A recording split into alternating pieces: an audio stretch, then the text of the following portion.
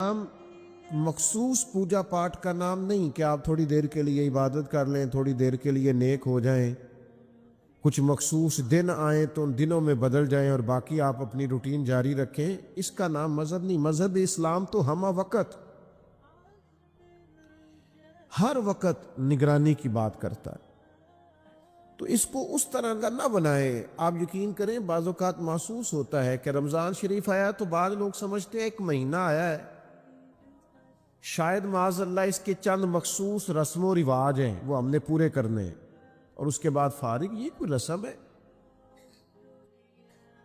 इबादत में और रस्म में फर्क होता है। उसकी मानवियत को, उसके हुस्न को तो समझे।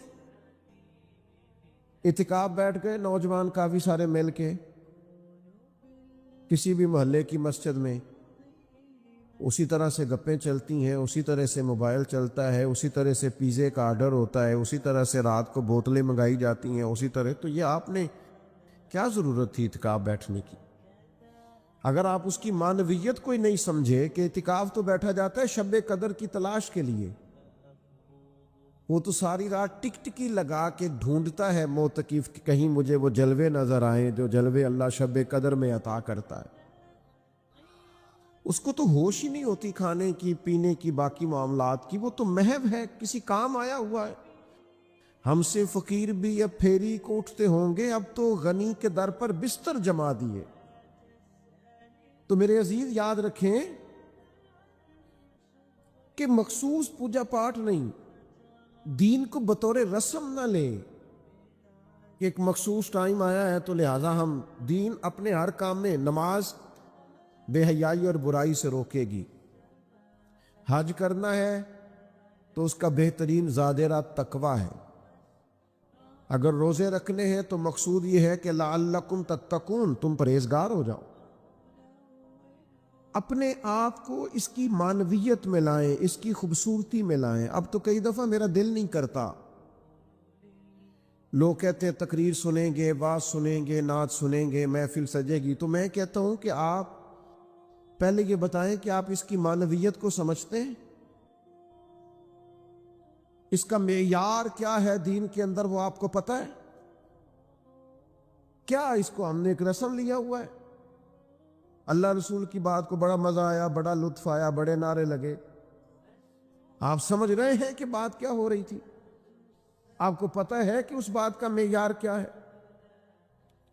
किताब व सुन्नत, कुरान व हदीस के पैगाम की जो है वो मुसलमान की नजर में कदर क्या होनी चाहिए, वो इल्म है। तो रसूमात से निकले, हकीकत का सफर करें। इतनी देर हो गई तकरीरें करते, तकरीरें सुनते, जलसों में जाते, कितने रमजान आए, कितनी चीजें आई, कहीं तो हम बदल जाते। 50 लाख से ज्यादा लोग अगर उम्रे पे जमा हो गए हैं तो चलो 25 लाख ही उनमें से वापस आके दयानतदार हो जाएं, इबादत गुजार हो जाएं, इस्लाम के हुस्न को समझे। 40 लाख हज करने जाता है तो उसमें से 20 लाख ही सच्ची तौबा करके आ जाए। लेकिन मदीने गए, काबे गए, करबला गए, जैसे गए थे घूम फिर के वापस सो आ गए। स्टेटस लगाओ। अब तो कई दफा तकलीफ होती, मैं जाती तौर पर इस कदर ज्यादा परेशानी में आ जाता हूं, कई जगहों पे जा नहीं पाता, तबीयत नहीं मानती। दिल करता है किसी पुराने दोस्त से मिलें, उससे बात करें, उसके पास 4 घड़ियां बैठे। दिल करता है किसी जगह इंसान बगैर मूवी के भी कोई बुलाए, उसके पास चंद घड़ियां बैठे। कोई मिलने आए तो कहे आपसे मिलने आए हैं, आपकी फोटो से नहीं मिलने आए। कुछ थोड़ा सा यार असल का सफर भी तो करो ना। अब तो आप यकीन करें, वालदा के लिए जिसने सूट खरीदा उसने भी, एक दोस्त मुझे दिखा रहा था, उसने भी स्टेटस पे लगाया है, तेरी अम्मा ने जो तेरे लिए कपड़े सारी जिंदगी बनवाए, अब्बा जी ने, उन्होंने फोटो खींची थी उसकी, स्टेटस पे दिया था, ये मैंने अम्मा के लिए शॉपिंग की। छोड़ दें यार, आप जिंदगी की खूबसूरती और मानवियत को ले तो रस्म से बाहर आए। दुनिया में जितने भी लोग थोड़ी सी शऊर की आंख खोलते हैं ना, वो किसी मजहब को मानने वाले ना हो या मानने वाले हों। जब शऊर बेदार होता है ना, तो 2-4 सवालों के जवाब वो तलाश करने शुरू कर देते हैं। ایک تو سوال ان کے ذہن میں یہ اٹھتا ہے کہ انسان کیوں پیدا ہوا ہے، کہاں سے آیا ہے؟ اگر آیا ہے تو پھر آیا کہاں سے اور کیوں آیا ہے؟ اور پھر یہ بھی سوال پیدا ہوتا ہے کہ سب انسان ایک جیسے سٹیٹس کے کیوں نہیں؟ کوئی امیر ہے، کوئی غریب ہے، کوئی پڑھا لکھا ہے، کوئی ان پڑھ ہے، کوئی خوبصورت ہے، کوئی ظاہری طور پر لوگوں کی نظر میں بدصورت ہے، کوئی آقا ہے، کوئی غلام ہے۔ ان سوالوں کے لوگ جواب چاہتے ہیں۔ مقصد حیات کیا ہے اور انسان کو کس نے بھیجا ہے، کس مقصد کے لیے بھیجا ہے، ہم کیوں آئے ہیں، اس کا جواب چاہیے حضرت انسان کو۔ پھر وہ یہ سوال مختلف لوگوں کے ذہنوں میں گھومتے گھومتے کوئی کسی طرف نکل گیا، کوئی کسی طرف نکل گیا۔ ایک بڑا ادیب آدمی تھا، بڑا بہترین شاعر تھا، وہ کہنے لگا اصل میں انسان ایک پھول ہے، تو بہار کا موسم آتا ہے تو کھل جاتا ہے، جوانی ہے، صحت ہے، تندرستی ہے، پھر خزاں آتی ہے تو آہستہ آہستہ اس کے پتے مرجھا جاتے ہیں، پھر زیادہ ہی پتجھڑ آتا ہے تو ٹوٹ جاتا ہے، یعنی انتقال کر جاتا ہے۔ لہذا ایک خوشبو ہے، ایک پھول ہے۔ اس نے بھی بات کی، چلو ٹھیک کی ہوگی۔ پھر ایک اور شخص بولا، اس نے کہا نہیں، بنیادی طور پر پوری دنیا کے اندر مختلف کردار اللہ نے بنائے ہیں، کوئی باپ ہے، کوئی دادا ہے، کوئی بیٹا ہے، کوئی پوتا ہے، کوئی بھائی ہے، تو سب اپنا اپنا کردار نبھاتے ہیں، اور پھر اپنے اپنے وقت پر وہ رخصت ہو جاتے ہیں، کیونکہ اب کردار بدلنے کی باری آ گئی۔ اب وہ جو باپ تھا اس نے دادا بننا ہے، اور وہ جو پوتا تھا اس نے باپ بننا ہے، لہذا وقت بدلتا ہے تو یہ کردار بھی بدل جاتے۔ لوگ اپنے اپنے حساب سے کوششیں کرتے رہے، یہاں تک کہ بعض نے یہ بھی کہہ دیا کہ انسان پہلے حیوان تھا۔ یہ ترقی کرتے کرتے کسی نے کچھ کہا، کسی نے کچھ کہا، لیکن یاد رکھنا یہ راز اگر کھولا ہے کسی نے تو اسی نے کھولا ہے جس نے انسان بنایا ہے، یہ اسی نے کھولا ہے۔ جو فلسفیوں سے کھل نہ سکا اور نکتہ وروں سے حل نہ ہوا، وہ راز ایک کملی والے نے بتلا دیا چند اشاروں میں۔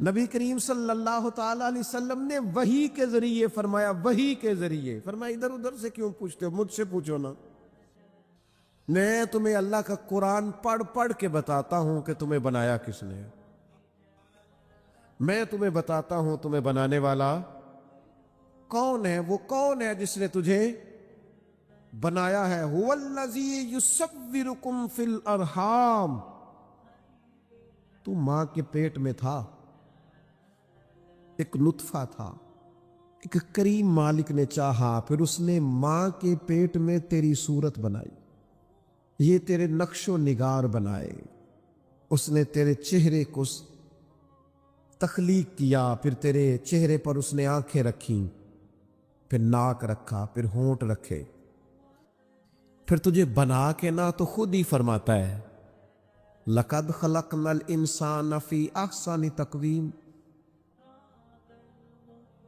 خود بنا کے خود فرماتا ہے کہ تحقیق میں نے انسان کو بڑی ہی خوبصورت ساخت پر پیدا فرمایا۔ ایک منٹ کے لیے ذرا سوچ کے دیکھنا کہ یہ ناک اگر یہاں ہوتا تو کتنا برا لگتا، یہ ہونٹ اگر تھوڑے سے بھی نیچے ہو جائے تو کتنے، بعض لوگوں کے ذرا سے دانت تھوڑے سے کبھی اوپر ہو جائے کسی بیماری کی وجہ سے بھی تو لوگوں کو اچھے لگتے۔ اللہ نے جو چیز بنائی ہے اسے بار بار توڑ کے سجا کے نئے سرے سے کر کے دیکھ لو، سونی اسی طرح ہی لگتی ہے جس طرح میرے رب نے بنا دی ہے، اسی طرح ہی خوبصورت لگتی ہے۔ اور وہ کہتا ہے یہ جو تیرا چہرہ ہے فی ای صورت ما شاء رکبک، یہ جو تیرا چہرہ ہے کسی کا گورا ہے تو کسی کا زیادہ گورا ہے، کسی کا گورا ہے تو کسی کا سانولا ہے، کسی کا رنگ گندمی ہے۔ یہ بندے کی مرضی پہ نہیں. یہ اللہ کہتا جیسے میں نے چاہا ہے نا. اگر آپ یہ آیت سمجھ جائیں نا تو اپنے آپ سے پیار ہو جائے گا. پھر کالے سیاہ رنگ والا بندہ بھی کہے گا اوہو چہرہ میرا ہے پر چاہت اللہ تعالیٰ کی ہے. پھر تو اپنے آپ سے پیار ہو جائے گا, پھر تو اپنے آپ سے محبت ہو جائے گی. پھر تو انسان کہے گا کہ خدا جانے بلندی ہے کہ پستی, پر جہاں میں ہوں وہاں کوئی نہیں ہے. پھر پیار ہو جائے گا اپنے آپ سے. شرط یہ ہے کہ دیکھو تو صحیح, تو اس کو بنایا ہے اللہ نے, پیدا کیا ہے اللہ نے, بنایا. اس سوال کا جواب یہ ہے کہ تجھے اللہ نے بنایا ہے, خود سے نہیں تو بنا, تو کسی کی چاہت ہے, تجھے کسی نے بھیجا ہے.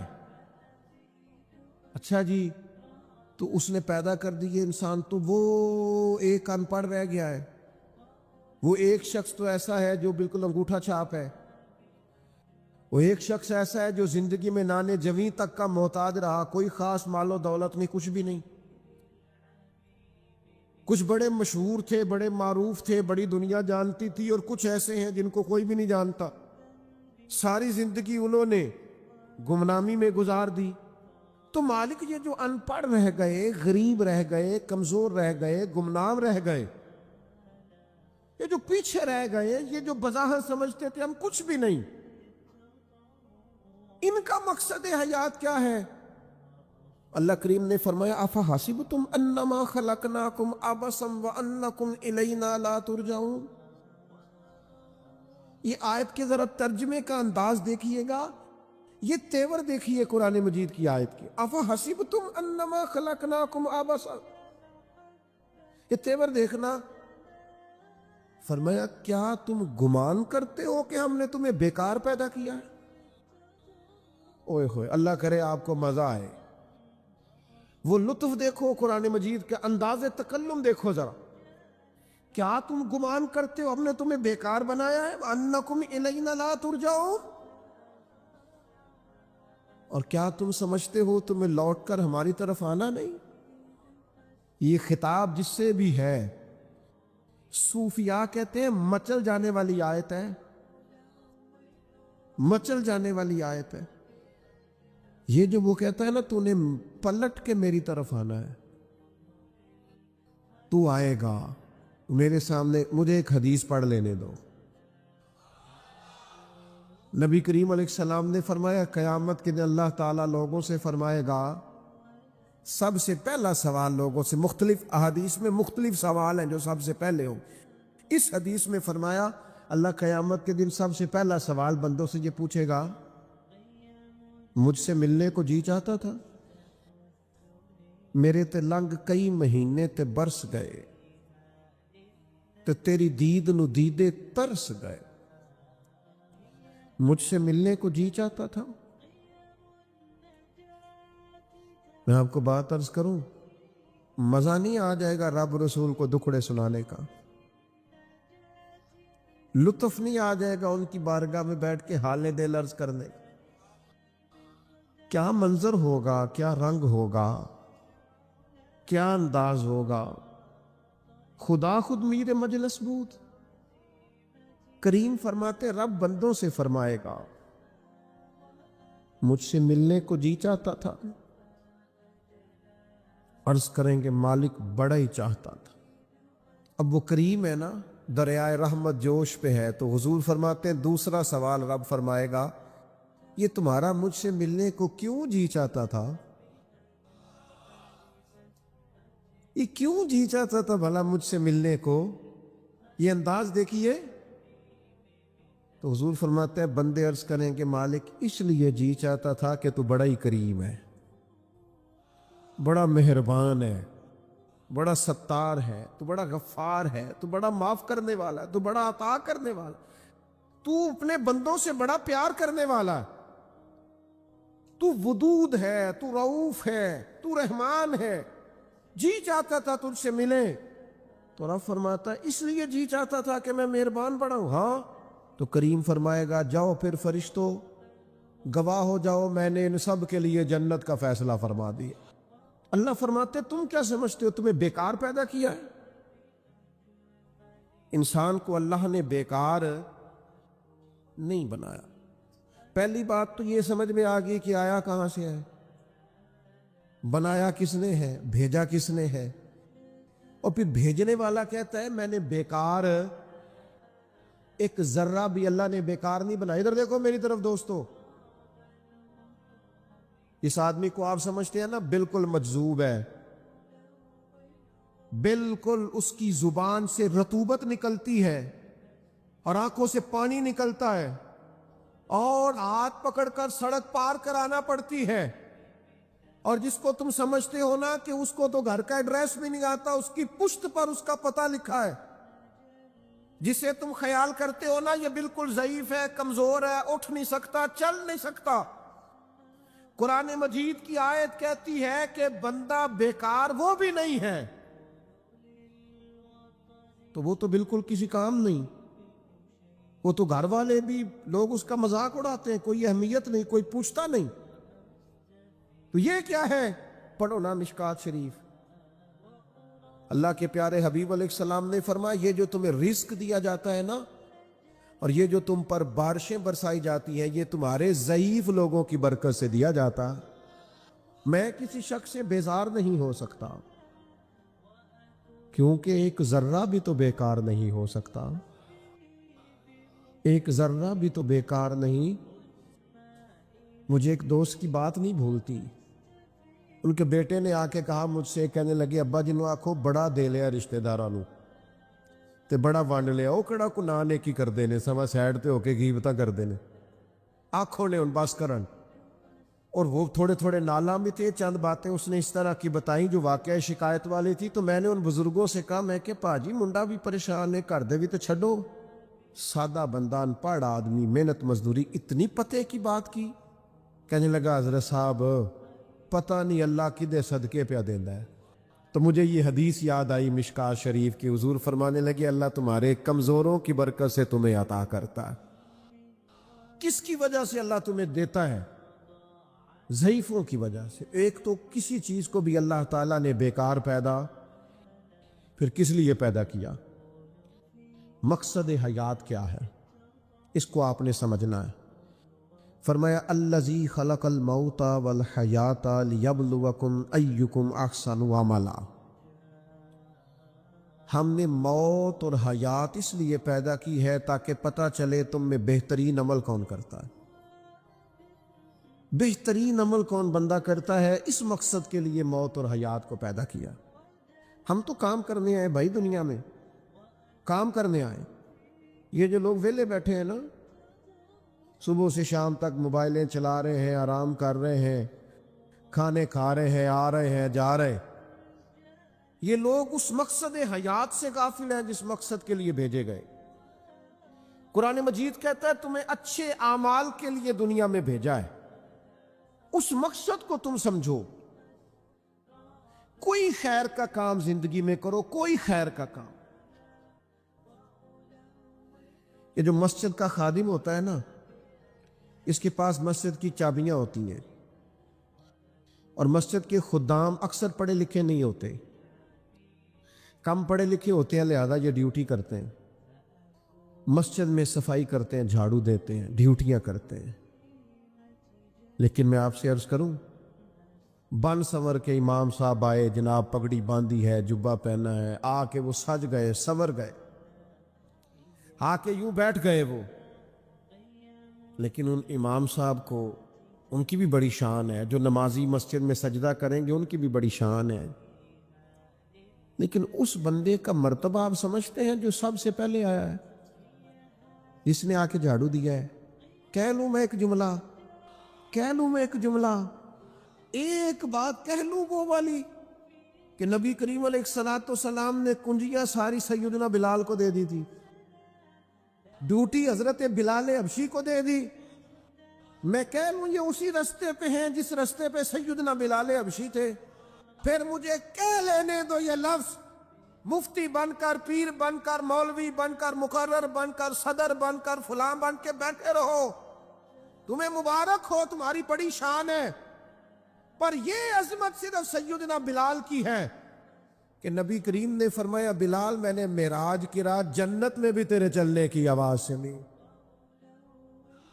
یہ شان صرف پھر مجھے کہہ لینے دو کمر اچھا ہے فلک پہ نہ ہلال اچھا ہے, تیری نظر گر بینا ہو تو دونوں سے بلال اچھا ہے. آپ سمجھیں اس بات کو, کوئی مقصد تو ہے نا میرے بھائی. صحیح بخاری میں موجود ہے حضرت بلال مقصد بنا لیا تھا حضور کے دروازے کی نوکری کرنا. میں آپ سے عرض کروں اگر کوئی مقصد نہیں نہ بناؤ گے تو زندگی بے چین بے قرار گزرے گی. با مقصد لوگوں کی زندگی صحیح گزرتی ہے, با مقصد. کوئی ایک نوجوانوں سے بالخصوص کہوں گا یہ کوئی مقصد نہیں ہے, لوگ راضی کرنا, سٹیٹس لگانا, ویوز چیک کرنا, لائکس, کوئی مقصد نہیں. یہ بالکل بیکار کام ہے. آپ باصلاحیت ہے. کچھ نوجوانوں کو میں دیکھتا ہوں مجھے ایسے لگتا ہے یہ نوجوان ایسے ملک اور ملت کو چلا سکتا ہے کہ کوئی مقصد نہیں ملا, کوئی کام نہیں ہے کرنے کو, کوئی ڈیوٹی نہیں اپنے ذمے لی. آنا ہے جانا ہے بیٹھنا ہے خوش گپیاں ہیں تبصرے ہیں, یہ کوئی کام نہیں. آپ کا کوئی مقصد حیات ہو, آپ کوئی ڈیوٹی کریں, کوئی کام کریں, کوئی خدمت ہو تو آپ کریں, آپ محسوس کریں گے کیونکہ برکت ہو گئی ہے. لیکن اگر محمل وقت گزارو گے بیکار ہو جاؤ گے, زنگ لگ جاتا ہے صلاحیتوں. میں خود کئی دفعہ اپنے آپ پہ غصہ کرتا ہوں کہ یار یہ 20 منٹ ایسے ہی وقت ضائع ہو گیا. اور پھر ایک اور بات بھی, اس میں عمر کا بھی کوئی لینا دینا نہیں. امام رازی نے لکھا ہے ایک صحابی کے بارے میں حضور نے فرمایا کہ تیرا تھوڑا وقت رہ گیا دنیا سے جانے کا. ظاہر ہے بوڑھے آدمی تھے. یا رسول اللہ پھر مجھے بتائیں کیا کروں؟ تو فرمایا ادھر سے صحیفے اٹھا کے لا, تجھے قرآن پڑھانا شروع کروں, پڑھتا پڑھاتا دنیا سے چلا جا. انہوں نے نہیں کہا یہ عمر نہیں, آپ کے پاس مہینہ ہے, سال ہے, 20 سال ہے, جتنا بھی ٹائم ہے, آج سے کوئی کام شروع کر دیں, کوئی ڈیوٹی کرے. آپ یقین کریں کوئی کام اگر ہم اپنے ذمے لے لیں گے تو ہمارے لیے جینا آسان ہو جائے گا, ہمارے لیے جینا آسان ہو جائے. ڈیوٹی لے لیں کوئی, اس کو کریں. اب ہوگا کیا جب آپ اس مقصد کے لیے نکلیں گے نا تو پھر مشکلات بھی آئیں گی, پھر حالات ہمیشہ ایک جیسے نہیں رہتے. تو اللہ آزمائے گا بھی اس رستے میں. وَلَنَبْلُوَنَّكُمْ بِشَيْءٍ مِّنَ الْخَوْفِ وَالْجُوعِ وَنَقْصٍ مِّنَ الْأَمْوَالِ وَالْأَنفُسِ وَالثَّمَرَاتِ وَبَشِّرِ الصَّابِرِينَ. پھر انسان کو آزمایا بھی جائے گا, اب مشکلات بھی آئیں گی. تو یہ مشکلات زندگی کا حسن ہے. آپ جب کسی مقصد کے تحت میدان میں نکلیں گے پھر آپ کو باتیں بھی سننی پڑیں گی. آپ بالکل صحیح صحیح جا رہے ہیں, لوگ تانے بھی دیں گے, لوگ کہیں گی بھی, تو بھئی اس کا مزہ آئے گا. اب ذہن بنا لیں کہ بھئی مشکلات آئیں گی, اتار چڑھاؤ آئے گا, تو یہ تقاضا ہوگا جب آپ پہلے سے ذہنی طور پہ تیار ہوں گے پھر کوئی بھی مشکل بندے کو پریشان نہیں کرے گی.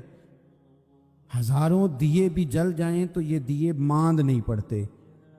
مہنگائی بڑی زور کی ہو گئی, غریب آدمی کی آزمائش بڑھ گئی. ہمیشہ مہنگائی سے غریب لوگ متاثر ہوتے ہیں. امیروں کی تو چیزیں مہنگی ہو جاتی ہیں, وہ تو سنگل انہوں نے جمع کی ہوتی ہیں, مہنگی ہوتی ہیں تو ڈبل میں بیچتے ہیں. غریب پستا ہے. لیکن دکھ کی بات یہ ہے کہ ہم ایک دوسرے کا ساتھ نہیں دیتے. مقروض ذہنی اذیت کا شکار ہے. 3 دن ہے نا عید کے, تو ایک جوڑے سے بھی گزارے جا سکتے ہیں, ایک سے بھی. اکثر لوگ تو ویسے ہی عید کی نماز پڑھ کے سو جاتے ہیں, اور جو بیدار بھی ہیں وہ بھی کپڑے بدل کر کے جانور کے ذبح میں مشغول ہیں. ہم نے اس عید پہ کوشش کرنی ہے کہ ہماری گلی میں, ہمارے محلے میں, ہمارے دائیں بائیں تھوڑا سفر کریں, بچوں کو دیکھیں, سرکاری سکول سے نکلتے بچوں کو دیکھیں, مساجد مدارس سے نکلتے بچوں کو دیکھیں. ہم نہ ایک ایک 2 کا ساتھ دیں. یہ جتنی سیاسی جماعتیں کام کر رہی ہیں, جن کی حکومت تھی, جن کی ہے, پتہ نہیں کل کس کی آئے گی, मैं तो ذاتی طور پر ان سے پورا مایوس ہوں. مجھے تو نہیں لگتا کہ جتنے لوگ آج تک حکومت کر چکے ہیں بار بار آتے ہیں یا پچھلی حکومت گئی ہے ان کے پاس کوئی پلان ہی نہیں ہے. یہ تو بیچارے ایک دوسرے کی ٹانگیں کھینچنے کے علاوہ نہ کچھ کر سکے ہیں نہ امید ہے کچھ کریں گے. لیکن غریب کی تکلیف بڑھ گئی ہے. میرے پاس بیسیوں لوگ آتے ہیں, آتے تو وہ دعا کا کہنے ہیں, آتے تو صرف یہ بتانے ہیں کہ اس مشکل میں ہوں دعا کرنا. لیکن دوستو لوگوں کی باتیں سن کے بڑی تکلیف ہوتی ہے. ہم کیا کسی کی مدد کر سکتے ہیں؟ ہمارے لیے تو مدارس چلانے مشکل ہیں, لیکن لوگ اذیت کا شکار ہیں. ذہنی کرب کے نیچے لوگ آ گئے. اتنی بڑی اذیتیں کھڑی کر دی گئی ہیں. تھوڑا تھوڑا دیکھو, 2 کا کھانا 3 بھی تو کھا ہی سکتے ہیں نا, 3 کا کھانا 4 بھی تو کھا ہی سکتے ہیں نا. میرے محبوب نے ہمیں یہ نہیں کہا تھا زیادہ گوشت پکانا, بلکہ رسول پاک نے تو رنگ ہی بڑا سادہ دیا ہے. کریم نے فرمایا عائشہ شوربہ ذرا زیادہ کر لو, پڑوسیوں کو بھی سالن دے دیں گے. تھوڑا شوربہ زیادہ کر لو, اسی کو بڑھا لو. تھوڑا شوربہ بڑھا لیں, تھوڑا تھوڑا ایک دوسرے کی مدد کریں, دست شفقت رکھیں. گلیوں میں سنسان لوگ, اب تو لوگ ایک دوسرے سے دکھ بھی نہیں کہتے. وہ کہتے ہیں دینا کسی نے ہے کچھ نہیں, اور تماشا الگ سے بن جائے گا. دوستو ہم نے خود ایک دوسرے کا ہاتھ بٹانا ہے. جو لوگ صاحب ثروت ہیں, دیکھو ایک ہی باپ کی اولاد ہوتی ہے, ایک کو اللہ بڑا نواز دیتا ہے, 2-3 کمزور رہ جاتے ہیں. اس کو چاہیے وہ دوسروں پہ دست شفقت رکھے. ایک گلی میں سارے لوگ ایک ہی قبیلے کے, ایک ہی علاقے کے, ایک آگے نکل گیا ہے, اسے چاہیے وہ دوسروں کا خیال کرے. عزیز بھائیوں, تھوڑا سا ہمارا گفتگو کا وقت ہے, لمبا نہیں. آپ اگر اطمینان سے بیٹھ جائیں گے تو 2-4 باتیں اپنی بساط کے مطابق عرض کرنے کی کوشش کروں گا. اللہ توفیق عطا فرمائے. سب سے پہلی بات تو یہ ہے کہ یہ دستار فضیلت ہے طلباء کا. علم کا لغوی معنی جاننے کے ہوتے ہیں. علم حاصل کیا جاتا ہے کسی چیز کی معرفت کو حاصل کرنے کے لیے. جب ہم کوئی علم حاصل کرتے ہیں تو ہم یہ چاہتے ہیں کہ ہمیں اس چیز کے نفع اور نقصان کا پتہ چل جائے. اور جب ہم دینی علم حاصل کرتے ہیں تو اس کا مقصد یہ ہوتا ہے کہ ہمیں رذائل اور خسائل ان دونوں کی خبر ہو جائے. خیر کیا ہے, شر کیا ہے, اس میں تمیز کا ملکہ ہمیں نصیب ہو جائے. اچھائی اور برائی کھل کر ہمارے سامنے واضح ہو جائے. یہ مقصود ہوتا ہے علم سے. علم سے, تعلیم سے مقصد زیادہ باتیں کرنا نہیں ہوتا. ایک آدمی بہت زیادہ باتیں کرتا ہے تو شاید بڑا عالم ہے, ایک شخص بہت زیادہ گفتگو کرتا ہے تو اس کے پاس معلومات زیادہ, ایسا نہیں. بلکہ حضرت عبداللہ ابن مسعود رضی اللہ تعالیٰ عنہ سے جب کسی نے پوچھا تھا کہ بڑا عالم کون ہوتا ہے, تو آپ فرمانے لگے جو رب سے زیادہ ڈرے وہ بڑا عالم ہے. اور دلیل انہوں نے یہ دی کہ اللہ کریم نے قرآن مجید میں فرمایا ہے کہ انما یخشی اللہ من عبادہ العلماء, اللہ کے بندوں میں سے جو عالم ہیں وہ رب سے ڈرتے ہیں. تو دینی تعلیم, اس کی معلومات حاصل کرنے کی کوشش کریں, صحیح کریں. قرآن مجید کی ایک آیہ کریمہ کا کچھ حصہ جو میں نے تلاوت کیا, اس میں اللہ کریم نے فرمایا اپنے محبوب سے, کہا وَقُلْ رَبِّ زِدْنِی عِلْمًا, اے محبوب آپ میری بارگاہ میں یہ دعا مانگیں, آپ یہ عرض کریں کہ اے رب میرے علم میں اضافہ کر دے, اے مالک میرے علم میں اضافہ کر دے. بہت ساری چیزیں ایسی ہوتی ہیں جن کی زیادتی ٹھیک نہیں ہوتی, وہ زیادہ ہو جائیں تو نقصان کرتی ہے. لیکن علم ایک ایسی چیز ہے کہ جس کے بارے میں رب کریم نے کہا کہ محبوب آپ دعا مانگیں کہ آپ کو زیادہ علم دیا جائے. اور پھر علم ایک ایسی چیز ہے کہ کوئی بھی آدمی یہ دعویٰ نہ کرے کہ میں نے اب بڑا حاصل کر لیا ہے، میری اب تکمیل ہو گئی ہے، میں اب مکمل ہو گیا ہوں۔ جن کو اللہ نے غیب کے خزانوں کی کنجیاں دی ہیں نا، ان سے بھی رب کریم نے کہا ہے کہ محبوب آپ دعا کریں کہ مالک میرے علم میں اضافہ کر دے۔ تو جب وہاں تک یہ بات ہے تو پھر عام آدمی کو بھی چاہیے کہ وہ اپنی معلومات میں اضافے کا شوق پیدا کرے۔ اور تیسری بات یہ کہ جو حضور کے علم شریف پر بات کرتے ہیں وہ بھی اس آیت سے سیکھیں کہ حضور کا علم تو ہر روز رب اس میں اضافہ فرما رہا، تو ہر روز اضافہ ہو رہا ہے۔ وَلَلْآخِرَةُ خَيْرٌ لَكَ مِنَ الْأُولَىٰ، ہر روز ترقی ہو رہی ہے حضور کے علم شریف کی بھی۔ تو ہمارے ہاں زیادہ تر لوگ بات اس لیے سیکھتے ہیں کہ میں کوئی کہیں سے مسئلہ سیکھوں گا، پھر جا کے اپنی مسجد کے امام کو تنگ کروں گا کہ وہاں تو میں یہ سن کے آیا ہوں تو یہاں یہ کام کیوں نہیں ہوتا۔ میں کوئی بات سیکھوں گا تو پھر میں اس سے بحث کا دروازہ کھولوں گا۔ علم کا مطلب ہی اپنے آپ کو سنوارنا ہے۔ معلومات حاصل کرنے کا مطلب یہ کہ آپ کے عمل میں پختگی آئے، آپ کے کردار میں پختگی آئے، آپ نے جو سیکھا ہے آپ اس کے مطابق اپنے آپ کو ڈھالیں۔ مسلم شریف میں موجود ہے، نبی پاک صلی اللہ علیہ وسلم نے دعا مانگی ہے، اے اللہ میں اس علم سے تیری پناہ مانگتا ہوں جو علم تو ہو پر نفع والا نہ ہو۔ جس بندے کے علم نے اسے نفع نہیں دیا، وہ کچھ سیکھ نہیں سکا اس سے، تو اس کا علم کسی کو کیا نفع دے گا؟ جب خود سے اس نے، اور صوفیہ کرام تو فرماتے ہیں کہ جو لوگ بڑی معلومات حاصل کر لیں، بڑی باتیں سیکھ لیں، پنچایت میں کسی کو بولنے نہ دیں، گھر میں کسی کو بولنے نہ دیں، بہت سارے لوگ تو علماء کو بھی مشورہ دیتے ہیں، بڑی باتیں کرے لیکن عمل کے لحاظ سے بندہ زیرو ہو تو اہل دل فرماتے ہیں اس کی صحبت سے بچو۔ اسے بڑا پتہ ہے، بڑی باتیں آتی ہیں، بڑی باتیں کرتا ہے، لیکن گفتگو کی حد تک تو بہت بڑا ہے، عمل کے معاملے میں صفر ہے۔ بہت سارے لوگ مسجد کے حجرے میں میٹنگ ہو رہی ہوتی ہے اور وہ لمبی لمبی دلیلیں اور مشورے دے رہے ہوتے ہیں، نماز کا ٹائم آ جائے تو اٹھ کے چلے جاتے ہیں، کہتے ہیں میں اپنے محلے دی مسیتیں پڑھنی ہیں۔ کئیوں کو کام یاد آ جاتا ہے۔ فرمایا کہ شخص کے پاس معلومات بڑی ہوں لیکن عمل کے معاملے میں بندہ زیرو ہو تو اسے بچنا کیوں؟ اس لیے کہ اگر پڑھا لکھا آدمی بے عمل ہونا تو وہ اپنی بے عملی پر بھی دلیلیں پیش کرتا ہے۔ وہ کہتا ہے میں یہ کام نہیں کرتا تو یہ میرے پاس دلیل ہے، وہ تو بے عملی کو بھی مزین کر دے گا معاذ اللہ۔ تو دینی تعلیم ایک تو حاصل اس لیے کریں کہ ہم نے اپنے آپ کو سنوارنا ہے، اور دوسرا علم کا شوق طبیعت میں ہو۔